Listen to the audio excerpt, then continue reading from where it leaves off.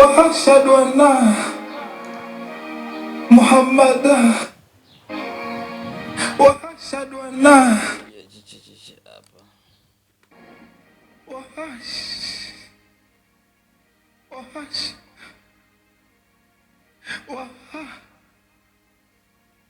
وأشهد أن محمدا رسول الله.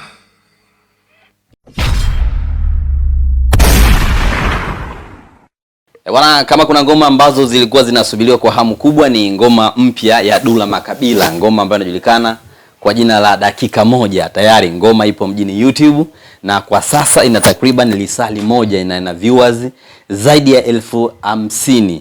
Moja kati ya ngoma ambazo zimeibua hisia za watu wengi sana, kuanzia kwenye aina ya cast ambao wameshirika kwenye kuigiza video hiyo na aina ya location ambazo zimetumika, sambamba na idea nzima. Dula Makabila design kama vile amerudia kile ambacho alichokifanya siku za nyuma. Kama nakumbuka siku kadhaa nyuma Dula Makabila alitoa ngoma ambayo ilifahamika kwa jina la Pita Huku. Yule ambaye anatenda mabaya alikuwa anapita kushoto na wale ambao walikuwa wanatenda mazuri walikuwa wanapita kulia, lakini this time Dula Makabila amekuja na ngoma hii ambayo inafahamika kwa jina la Dakika Moja. Dula Makabila ni mgonjwa, anazungumzia swala zima la kifo, kwamba kifo, kwa nini usingenipa walau dakika moja niweze kutenda mema ama niweze kutenda mambo mazuri ambayo yalikuwa yanahitajika kuyafanya. Pongezi za dhati kabisa ziende kwa watu ambao wamenogesha ngoma hii. Mwanzoni kabisa ni Steve Nyelele, yes, mwenyekiti wa taasisi ya Mama Ongea na Mwanao, pia ni kiongozi kwenye masuala mazima ya wasanii hao, kwenye masuala yote ya misiba. Lazima Steve Nyelele utamuona ndiye mtu ambaye amehusika kwenye ngoma hii kuweza kutangaza kile ambacho Dula Makabila kinamkuta. Anafungua kwa kusema kwamba ndugu zangu, tuweze kumchengea Dula Makabila, kwa sasa anaumwa, tusichoke. Imezoeleka kuona hivyo msanii anapokuwa amekutwa na janga lolote, Steve Nyelele ndiye mtu muhimu ambaye anahusika kwenye masuala mazima ya kuweza kuomba watu michango, na ndiye mtu ambaye amehusika kwenye kuifungua ngoma hiyo. Anawasihi wa Tanzania tusichoke kuweza kumchangia Dula Makabila. Pamoja na mabaya ambayo amekuwa akiyafanya kila kukicha, ni mtu ambaye anaoa kila siku, ni mtu ambaye anaendekeza uchawi, ni mtu ambaye wanawake kwake ni dili, anafanya nyimbo, kitu ambacho baadhi ya watu wanaamini sio kitu sahihi, lakini tusichoke kuweza kumchangia. Yes, watu wengine ambao wameweza kunogesha video ambayo ilikuwa inasubiriwa kwa hamu kubwa sana ni wasanii waigizaji. Yes, naona jopo la waandishi hapo walikuwa wanamrekodi Steve Nyelele akiwa anatangaza swala zima la kuweza kumchangia Dula Makabila. Yes, wasanii wengine ambao wamehusika ni kwa namna Violet, mmoja kati ya wanawake ambao hapa pongezi za dhati ziende kwa director Majagi, mmoja kati ya madirector wakubwa, mmoja kati ya madirector bora kwa sasa nchini ambao wameshafanya mambo mengi na wanaendelea kufanya mambo mengi. Pongezi nyingine nyingi ziende kwao, pasi na kumsahau Violet. Pongezi zingine za dhati kabisa ziende kwa Violet kuweza kushiriki kwenye kunogesha ngoma hii ya Dakika Moja ya Dula Makabila, mmoja kati ya wanawake waigizaji ambao wamejizoelea umaarufu mkubwa juu ya sanaa zao kubwa kwenye kuigiza, lakini kwa sasa anafahamika kutokea kwenye tamthilia ya Dunia ambayo inapatikana kunako YouTube channel ya Baba Asma. Yes, Win Violet na mwenyewe amehusika. Alikuwa anamuona ndugu yangu. Huyu ni Dula Makabila, ndiye ambaye amecheza kama video king kunako nyimbo hiyo. Alikuwa amelala kitandani akiwa anahubilia swala zima la kifo, kusema kifo, kwa nini umenichukua, kwa nini hukunikumbusha nifanye baadhi ya mambo, siku ambayo nanunua kiwanja uliniona nanunua kiwanja, kwa nini hukuniambia kwamba we muda wako unakaribia, ndugu zangu hapo njiani wanakuja kuniona lakini wanafahamu kwamba mimi ni mgonjwa, wanakuja lakini tayari nimeshakufa, kwa nini ukuambia kwamba wasije? Hapa ndipo ambapo alikuwa ananunua kiwanja na alikuwa anakiambia kifo, kwa nini nilikuwa nanunua kiwanja lakini hujaniambia kwamba hiki unachokifanya usikifanye bwana ndugu yangu, unakaribia kufariki.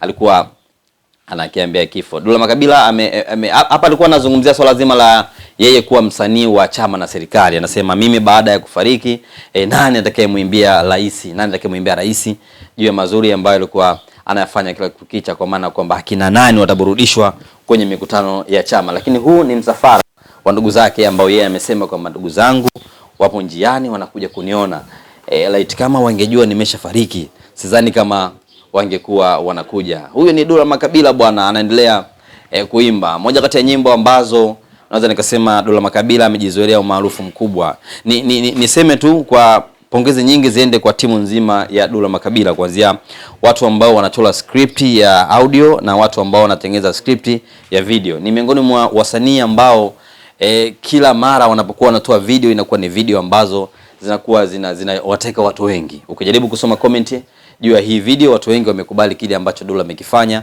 watu wengi wamekubali kile ambacho Dula amekiigiza kuanzia kwenye audio mpaka kwenye video. Ni mawazo makubwa ya kuweza kuwakilisha swala la kifo. Yes, ni kwenye mazingira ya kawaida sidhani kama kuna mtu ambaye anaweza kukifanya hiki ambacho Dula amekifanya, na bila shaka anadhihirisha kuonyesha kwamba yeye ndiye king wa Singeli. Huwa atoi nyimbo mara kwa mara, lakini akiwa anatoa nyimbo, yes, hapo naweza kuona miongoni mwa ndugu zake tayari wameshafika kwenda kumuona Dula Makabila, wakiwa naamini kwamba yeye ni mgonjwa mkojani. Yes, Isarito na miongoni wa wasanii ambao wamenogesha kwenye video hii ya Dula Makabila. Hiyo ndio video ambayo unaweza kuiona hapo, naweza nikakuwekea sauti kidogo uone kile ambacho Dula Makabila alikuwa anakiimba mara baada ya ndugu zake kuwa tayari wameshafika. Yes. Maana kwenye show zangu watu walimwaga lansi, kwenye show zangu watu walilewa.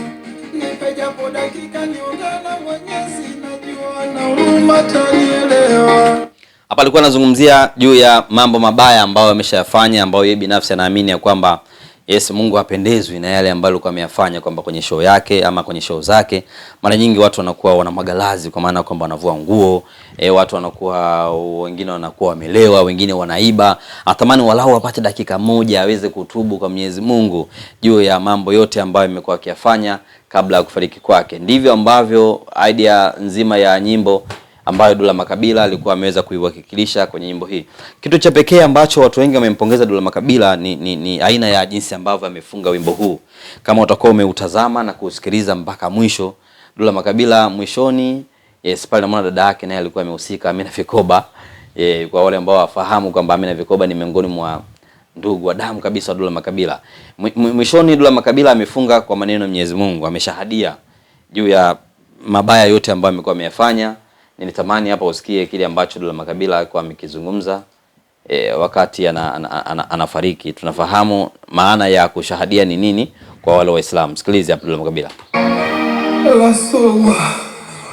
Yes, narudisha nyuma kidogo. Hapa. Wa ashhadu anna Muhammadan wa ashhadu anna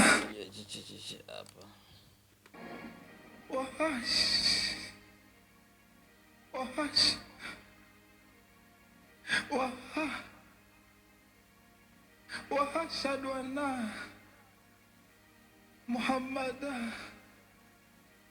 رسول الله. Hapa nitahitaji kidogo wale watu ambao wanafahamu dini. Hiki ambacho Dula Makabila amekifanya, ameigiza, ni mtu ambaye anatubu kwa yale ambayo ameyafanya, ametenda mabaya mengi na kumwomba Mwenyezi Mungu walau ampe dakika moja. Mwishoni akaionyesha jamii kwamba kwa yote ambayo unayafanya, ikitokea Mungu akakujalia mwisho mwema ukafariki ukiwa unajifahamu kwamba hapa tena mimi sina cha kufanya na ninakwenda kufariki, cha msingi ni kushahadia. Kidini imekaje? Dula Makabila yuko sahihi kuonyesha hii sanaa ambayo ameionyesha kwenye nyimbo. Ametia maneno ambayo Mwenyezi Mungu ametuamrisha tuseme, kushahadia ashhadu an la ilaha illa Allah wa ashhadu anna Muhammadar Rasulullah. Naomba comment hapo kwa wewe ambaye unafahamu kipengele cha dini, hiki ambacho Dula Makabila amekifanya ni sahihi ama sio sahihi. Mwisho kabisa, ningetamani kwa wewe ambaye unafuatilia muziki wa Singeli, wewe ambaye unafuatilia muziki wa Dula Makabila, utuambie hiki ambacho Dula Makabila amekiigiza ama amekifanya ni unampa kongole kiasi gani ama unampongeza kiasi gani kwa namna yake ya uwasilishaji wa sanaa yake.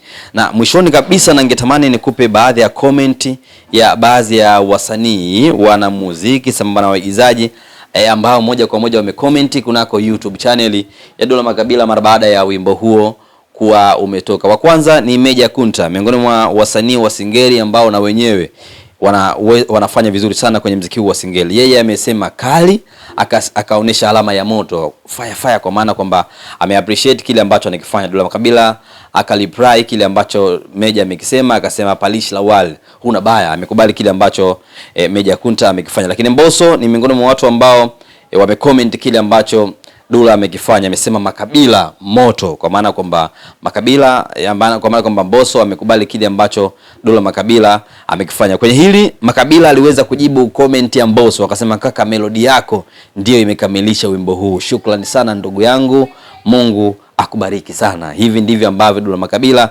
alikuwa amereply ile comment ya Mbosso kunako YouTube channel yake. Ali Kamwe, msemaji huyu wa maafisa habari wa klabu ya Yanga, mwenyewe amesema King. Dula Makabila akasema Kamwe moto moto, kwa maana kwamba amekubali kile ambacho Ali Kamwe amekifanya. Mtu wa mwisho hapa ni Mkali Wenu. Yes, Mkali Wenu amesema umeamua kujiimbia ukweli kabisa kuhusu maisha yako. Wewe ndiye msanii wa kwanza kujisemea ukweli. Safi sana. Yes, Mkali Wenu alikuwa ameappreciate jinsi ambavyo Dula Makabila ameimba na jinsi ambavyo Dula Makabila ameonyesha sanaa yake ya uigizaji kunako wimbo huu. Anamwambia wewe ndiye msanii wa kwanza ambaye umeamua kujiimbia ukweli juu ya maisha yako. Je, ni kweli kwamba Dula Makabila ni msanii ambaye haya yote ambaye ameyaimba ndio anayofanya? Pia ningetamani nipate comment yako kwa chini hapo kwa hii video ambayo nimekuwekea. Mwisho kabisa nikwambie, kama ndo mara yako ya kwanza utazama video kunako YouTube channel yetu hii Nyundo TV, usisahau kusubscribe. Thanks for watching. Till next time.